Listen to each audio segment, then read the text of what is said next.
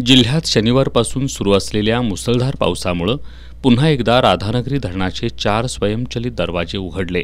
आज पहाटे 5 वाजता 6 क्रमांकाचा, सकाळी 9:13 5, सकाळी 11:15 3 आणि 4 क्रमांकाचा असे एकूण 4 स्वयंचलित दरवाजे उघडलेत।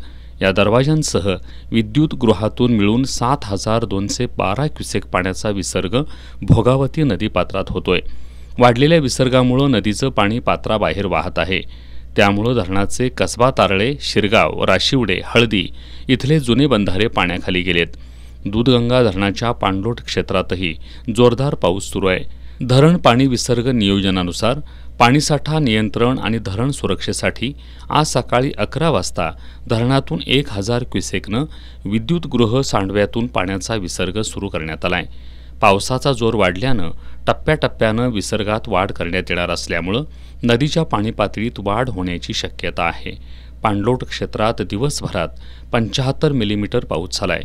तुळशी धरणातही पाण्याची आवक वाढल्यानं आज दुपारी धरणातून 1500 क्युसेकनं पाण्याचा विसर्ग सुरू करण्यात आलाय।